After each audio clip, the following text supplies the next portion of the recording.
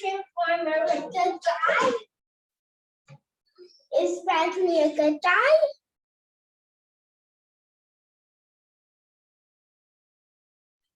Let's run back to the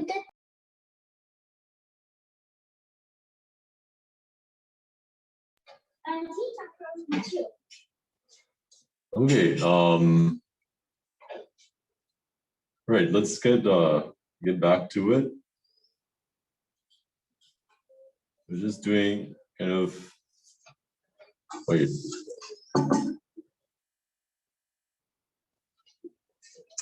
We're just doing like the basics.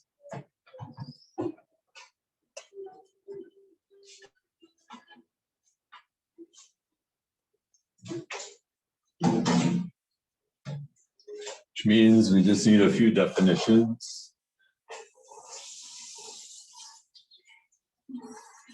First definition.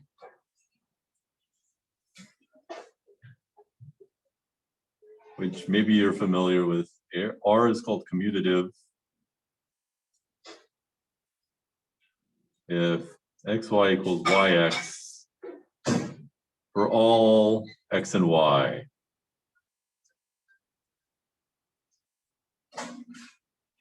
Okay, and mainly we want to study commutative rings. So for us, we will mostly study commutative rings.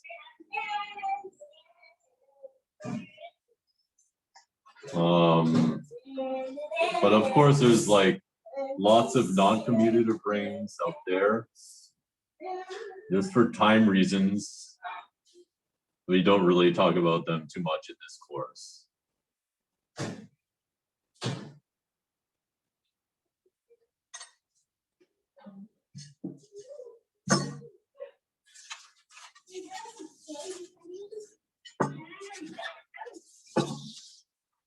Okay. And of course, the integers, that's a commutative ring.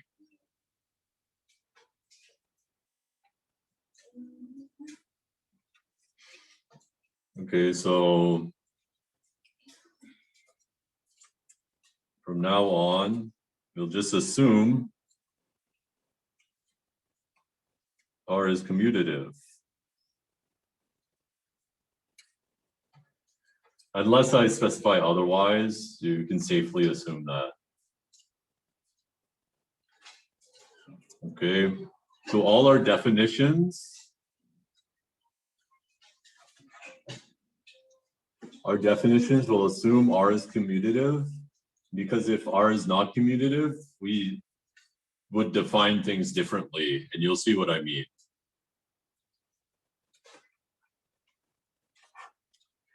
Okay. So let R be a ring. I guess I should put in brackets commutative, but mostly I won't do that. Okay.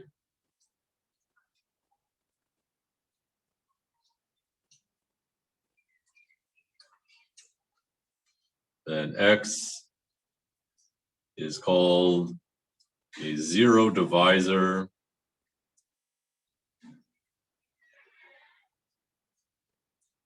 if there exists a non-zero A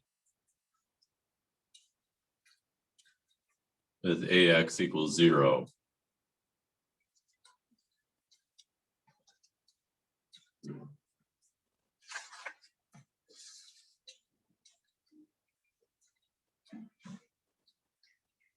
Okay, and I'll just say a quick word on why it's important that R be commutative for this definition.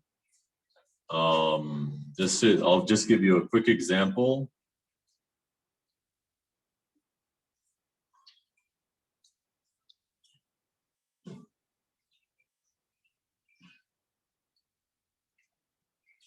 Okay.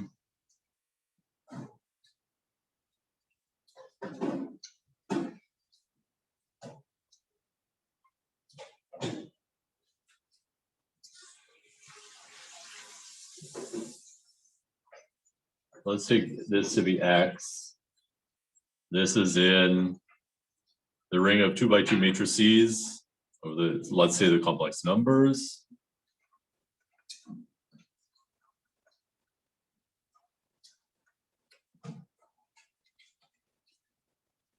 Okay.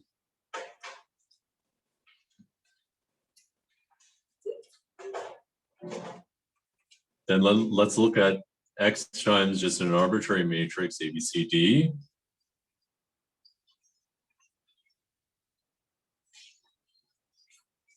Okay, and see what happens when we multiply it. You get C, and then you get C, and you get D, D. Okay. Then what happens if you do A, B, C, D times X? You get 0, 0, A plus B, C plus D.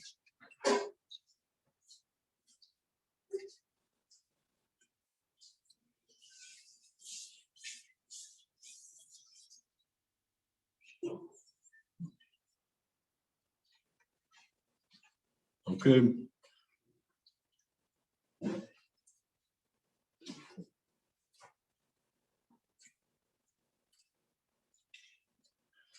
Okay, so you might say like, so what does this example tell us? It tells us that, you know, as this example, like we can take this matrix 0, 1, 0, 1 times 1, 1, 0, 0, and we get the 0 matrix. If we look at a different matrix, we look at the matrix 1 minus 1, 1 minus 1 times 0, 1, 0, 1. We also get the 0 matrix. Okay.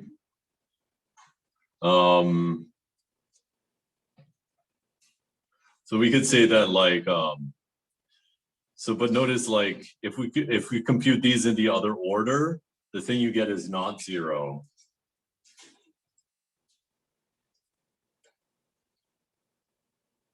Okay. So when you have a non-commutative ring, instead of talking about just 0 divisors, you have to talk about left 0 divisors and right 0 divisors. Because when you multiply X times the matrix on the right, you might get 0.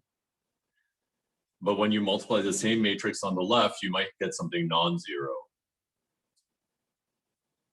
Okay, so if I was talking about ring theory in more generality, I would have to define left 0 divisors and right 0 divisors, because AX is not necessarily equal to XA. And I would have to do the same thing like for all my different definitions. Like when I defined ideals, I would have to talk about left ideals and right ideals. When I talked about inverses, I might have to talk about left inverses and right inverses. And everything would have a left or a right in front of it, which is just kind of a pain. Okay, so we're just gonna ignore that and just talk about commutative rings, because this funny business like this doesn't happen. Okay, we don't have to worry about it so much. Okay, so zero divisors is when you have your element x and it's called a zero divisor if there's a non-zero a and then you multiply them together, you get 0. So immediately you can see that 0 is a zero divisor.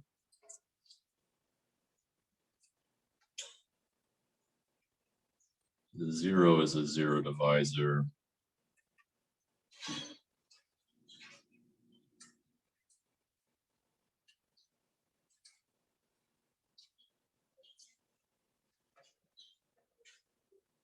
Okay.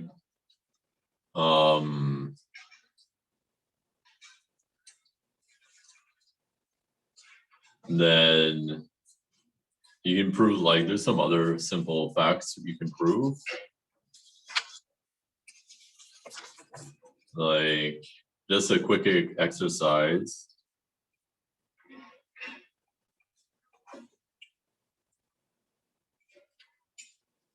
Prove that if 1 is a zero divisor,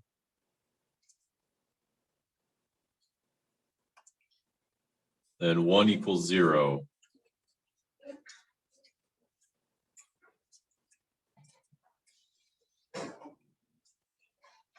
Solution.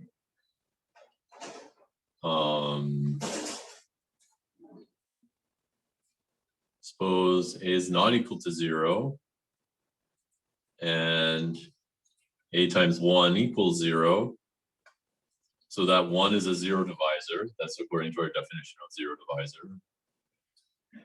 Okay, but according to the axioms of rings, a times 1 has to be a. And that's supposed to be 0, so a equals 0.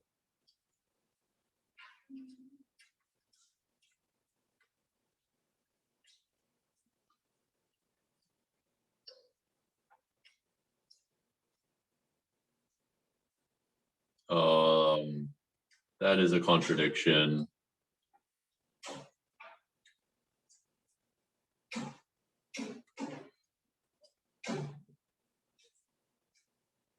I guess what we have really shown in this exercise is that 1 is never a zero divisor.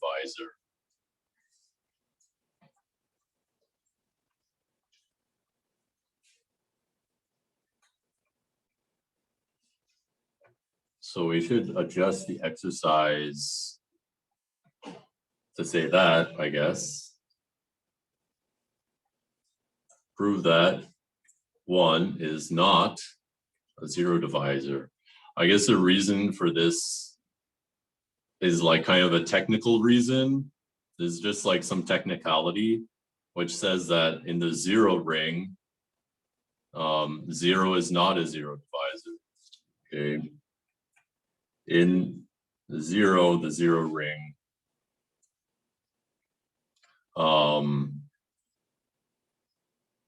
there is no a is not equal to 0. So there's no zero divisor because there's nothing that's not 0.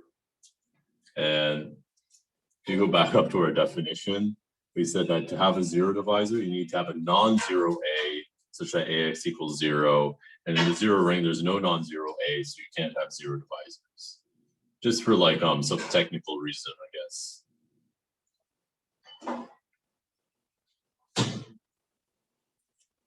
So there are no zero divisors. Okay, I was getting like a little bit too technical. Let's do like a kind of a better example. This is an example. Yeah, we could let our R be the integers mod 6. Okay. In this ring, first of all, let's write down like what the notation we can use. Maybe we'll put bars above everything. So 0 bar, that's the 0 mod 6, 1 mod 6, 2 mod 6, 3 mod 6, 4 and 5. Okay. The integers mod 6. Of course, addition mod 6, you know, like if you do 2 plus 4, you get 6, but mod 6, 6 equals 0. So it's just like the same usual thing, right? 2 plus 4 equals 6. 6 equals 0. So 2 plus 4 equals 0. In other words, like 4 is -2 in integers mod 6. On the other hand, you can have like 2 times 4, that's 8, and 8 is equal to 2 mod 6. This as an example. And then other examples, you know, you can do 5 times 5. Well, that's 25. Again, so mod 6, we kind of can drop multiples of 6. So we can drop a 24, you get 1. Okay. So this tells us like 5 is, you know, 5 is its own inverse, multiplicative inverse. Right? And then one final example, 2 times 3, that's 6, that's 0. But here we have 2 is not equal to 0 and 3 is not equal to 0. So this tells us, according to our definition, that we have that 2 and 3 are 0 divisors.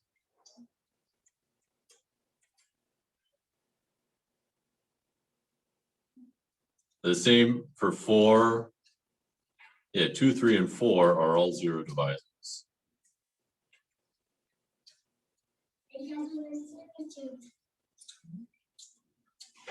Since 2 is not equal to 0, 3 is not equal to 0, but 2 times 3 equals 0. Good. So you can have pretty simple rings where you have 0 divisors. Okay.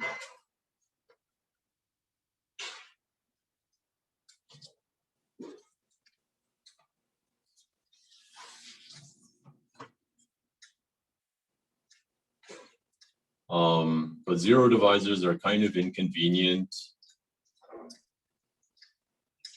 because, well, let's see by this example, see why they are inconvenient.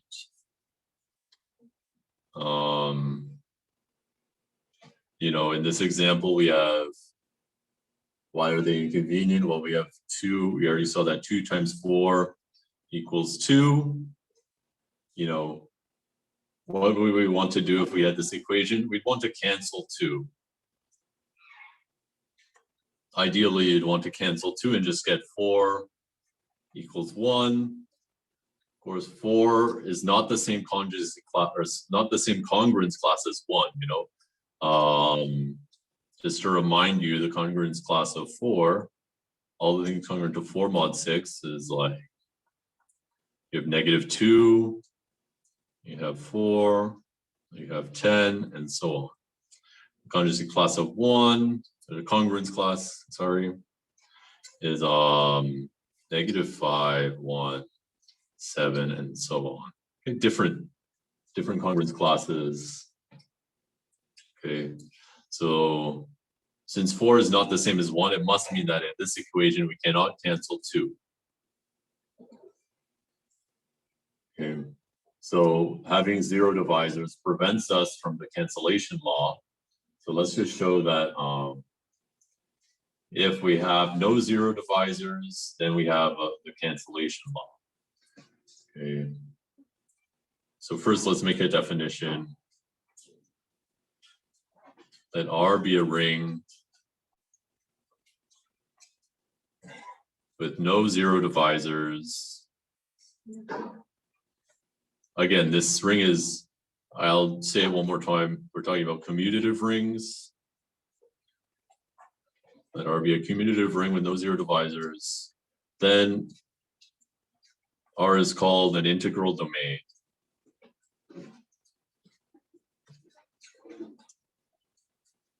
Okay, and our proposition is that whenever we have an integral domain, we have the cancellation law. Okay.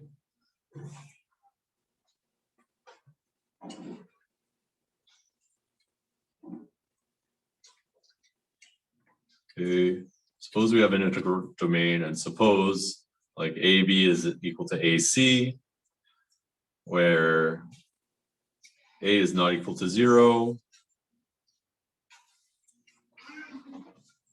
then B equals C.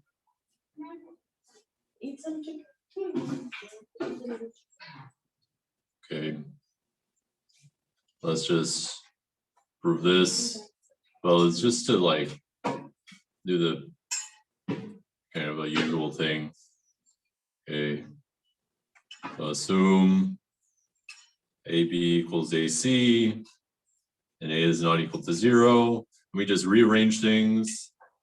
We have AB minus AC equals 0. We add negative AC to both sides. Then we factor out an A. A times B minus C equals 0. This is by the distributive law, you know. And if you're keeping track, we also I just kind of didn't really mention it, but we also have the fact that minus AC is the same as negative A times C is the same time as A times negative C is the same as negative 1 times AC.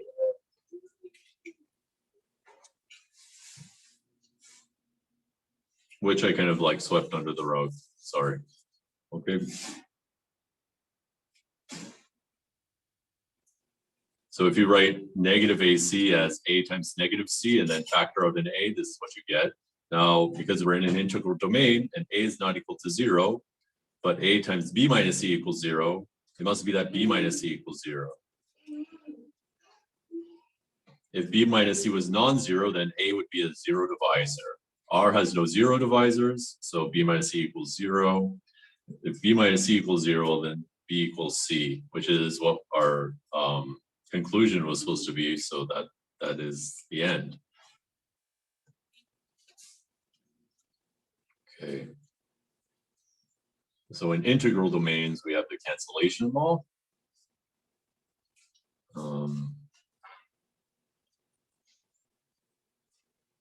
Let's see. The next thing I want to talk about would be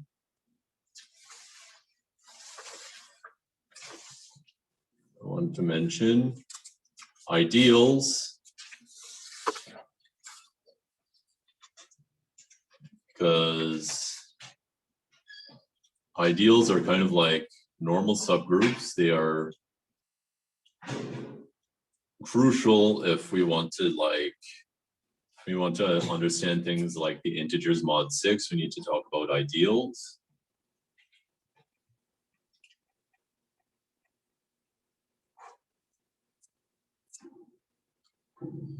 Okay, let I be a subset of our ring. Subset I is called an ideal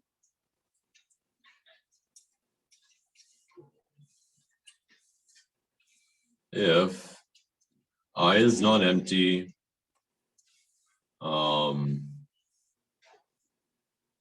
for all x and y in I, we have x minus y is also in I. So I is, So I is closed under subtraction, and for all elements of the ring and elements of the ideal, Rx is also in the ideal. So I is closed under subtraction, and multiplication is closed under multiplication by elements of the ring.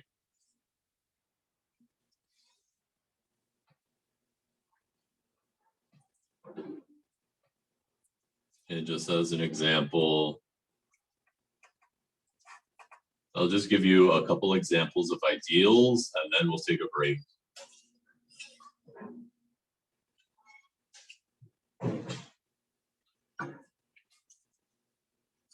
So in the ring of the integers, one ideal is just the element 0. This is called the 0 ideal.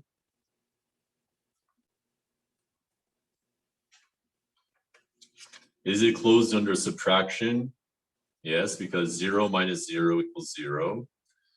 Is it closed under multiplication by arbitrary integers? Yes, it is, because whatever integer n times 0 equals 0. So it's an ideal because 0 minus 0 equals 0, and n times 0 equals 0 for all n.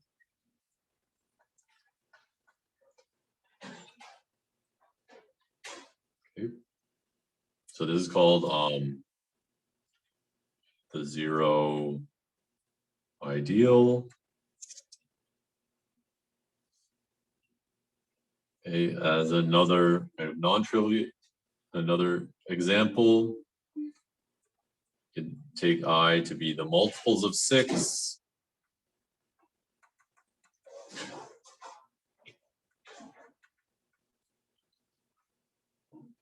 Okay.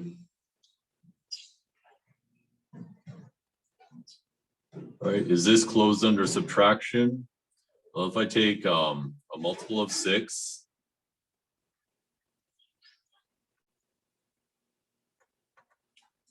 so an arbitrary element of multiple of 6 is like 6n, and 6n minus 6m, that's just 6 times n minus m, or in other words, 6 times an integer. So the multiples of 6 are closed under subtraction, and if we take 6n times an arbitrary integer, let's call it m, that's just 6 times nm. Again, that is another multiple of 6. So that tells you, and also we have to show like the multiples of 6 are non-empty.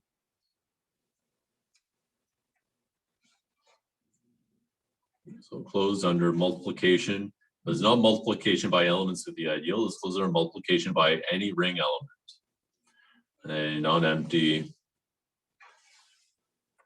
Well, 0 is a multiple of 6. Okay, so the multiples of 6 form an ideal of the integers. And another ideal of the integers is just the entire ring. Of course, this is closed under subtraction and multiplication, so this is an ideal.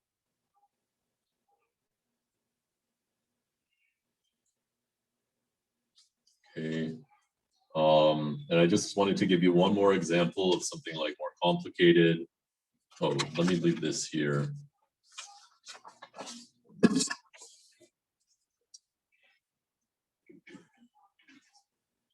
Something more complicated. So you can take R to be the polynomials with integer coefficients. And we could let I to be all the polynomials such that f, when you plug in 0, f of 0 is even.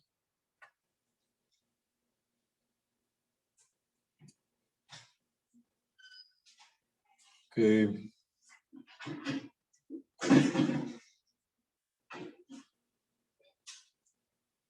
Now you can check that this is an ideal. You know, if f and g are in I, so let's show I is an ideal. If f and g are in I, that just means that f of 0 is even and g of 0 is even, then f of 0 minus g of 0 is just an even number minus an even number, so that's even 2. So you could write it as like 2n minus 2m. It's just 2n minus m, so it's also even. And then if f is in I and h is an arbitrary polynomial, then hf, h times f of 0 is just h of 0 times f of 0. That's some integer times an even integer. This is an even integer. Okay, so if f is an element of the ideal and h is an arbitrary polynomial, then hf is also in the ideal. And also the 0 polynomial is in I, so I is non-empty. So I is an ideal. It's closed under subtraction, closed under multiplication by arbitrary elements of the ring. It's non-empty, so it's an ideal. Okay.